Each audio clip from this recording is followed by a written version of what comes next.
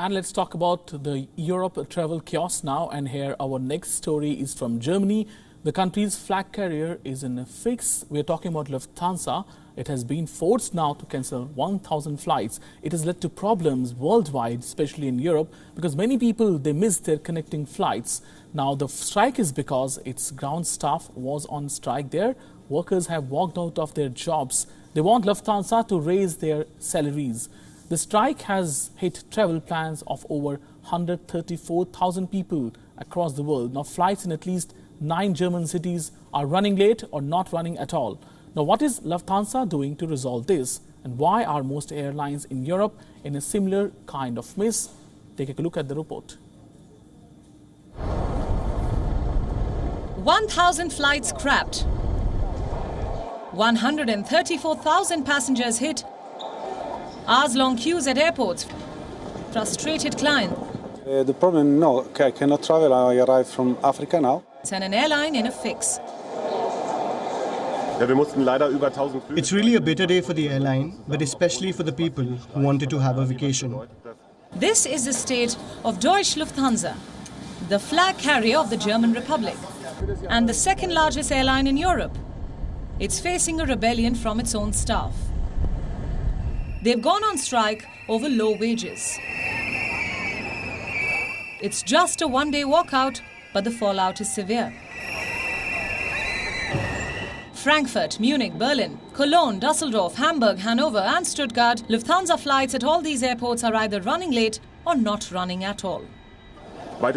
Yes, we unfortunately had to cancel over 1,000 flights in Frankfurt and Munich because of this massive strike by the union. This means that well over 100,000 people can't take their vacation as they had actually intended to do. How many workers are on strike and what do they want? This walkout has been staged by the Verdi union. It's made up of 20,000 Lufthansa ground staff. The union says it wants a 9.5% pay hike for them. That's about 350 euros or $360 a month. It also wants a minimum hourly wage of 13 euros. So how much is Lufthansa willing to offer? A scanty 7.6%. What's their excuse? It says it has already given its staff enough hikes, a claim the union vehemently denies. We made an offer which in my view is very good. It reflects the fact that people in lower income jobs are especially affected by inflation, which is why we offered roughly 15% more in wages for lower income jobs. The last offer Lufthansa made was not sufficient to avert the strike. Lufthansa also did not improve its offer in recent days, and so the employees see the necessity to go on strike today. Dann sind Streiks auch nicht ausgeschlossen. So what does this deadlock mean for passengers in Europe?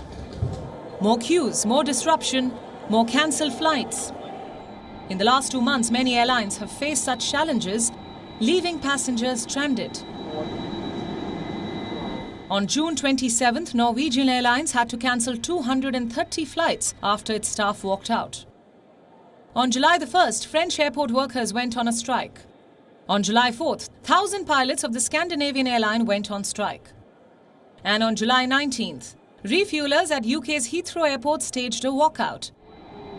It's been a summer of discontent for European carriers, triggered partly by the post-COVID travel rush and partly because of internal labour unrest. How long will this crisis persist? As long as their staff wants. And for more on this, our correspondent Trent Murray has sent us this report from Berlin. Listen into his experience. Lufthansa network is effectively grounded because of this snap strike. I don't know if you can see behind me, that's the check-in area for Lufthansa here at Berlin International, and you can probably tell there's not a lot going on there right now. It's because there's no staff here. They are joining the strike and effectively leaving passengers here to try and rebook flights in whatever way they can. Of course, Lufthansa is one of Europe's, one of the world's biggest airlines, and it's a major source of how passengers get into Europe from all over the world. But it is just a sea of red across the departures and cancellation boards today. Flights cancelled more or less everywhere. Delhi, Mumbai, Bangalore, all cancelled, and that has left passengers now trying to find either alternative sources of travel today or wait for the strike to end and rebook internationally.